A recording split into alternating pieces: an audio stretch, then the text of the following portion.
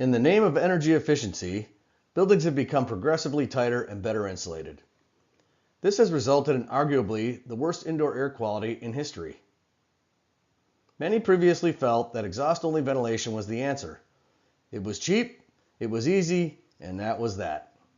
No further discussion was required. Turn on a bathroom fan and let the good times roll. Some people are still employing this solution.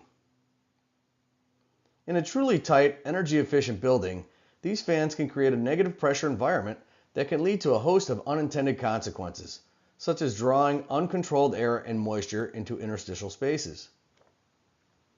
Today we'll quickly review two common strategies to provide fresh air ventilation. The first and most simple strategy is exhaust-only ventilation. You install continuous or intermittently running exhaust fans. They pull fresh air into the home by means of negative pressure. At first, this sounds good until you consider where the air is coming from. Maybe it leaks in through windows and doors. Well, probably not much, as these are also the most tightly sealed in history. Couldn't air be pulled down the chimney flue? Well, sure, but is that what you really want to breathe in? What if you want to have a fire? Combustion safety, carbon monoxide, these are all serious considerations. What about the plate boundaries or through the walls? Can't air be supplied through these areas? Well, to a limited extent it can. The fiberglass insulation would act like a filter and eventually become dirty and damp. Imagine using dirty fiberglass insulation to filter your air? Not exactly an inviting thought. What about the attic? Couldn't air be pulled in through the attic? Well, it could, but again, is this fresh air? It will be pulled through dust, dirt, insulation, and in some cases, rodent droppings, insects. Yuck. This doesn't sound like the answer. Aha! What about the crawl space? Well, I guess if you like damp, musty air, and it could have bad things in it too, like mold spores or other unsavory things typically found in a crawl space. Not exactly fresh air, and we were talking about improving indoor air quality, so not sure what we were thinking. In addition to all of these things, exhaust-only ventilation depressurizes the home, enhancing the potential for premature degradation of building components, as well as hazardous organic growth in interstitial spaces.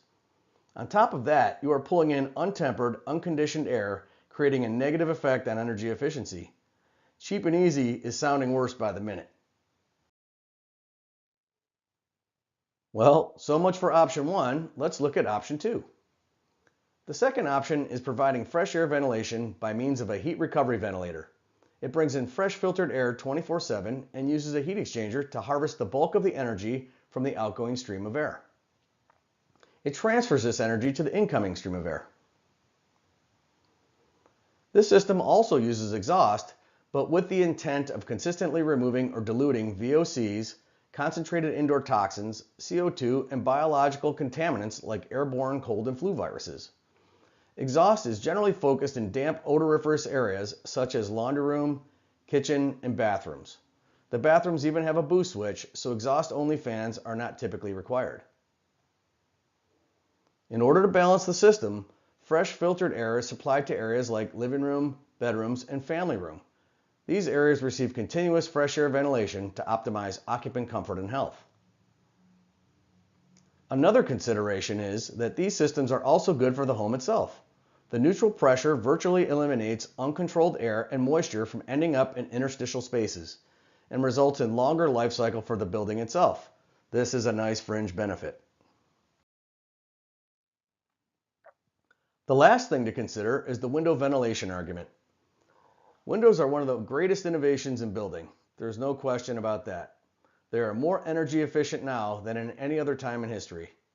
They conserve energy and provide periodic ventilation on optimal days. There is nothing like a nice breeze coming through a window, but as a source of consistent ventilation, they do not fit the need. Ask yourself the following: are windows open at all times? What if it's raining outside? What if it's too hot or cold outside? What if it's too windy? How about that leaf blower next door? Is security an issue if people leave the windows open at night or when they're away from the home? What about extended periods of time, such as vacations? Do windows filter the particulates out of the air that affect sensitive individuals? Windows typically have a mixed effect on energy efficiency depending upon outdoor conditions, but in any event, they are not the answer to consistent fresh air ventilation. Please feel free to contact David Green with any questions or for additional information regarding Zehnder HRV and ERV systems. We provide free quotes and designs, and we truly look forward to working with you on a true ventilation solution. Thank you.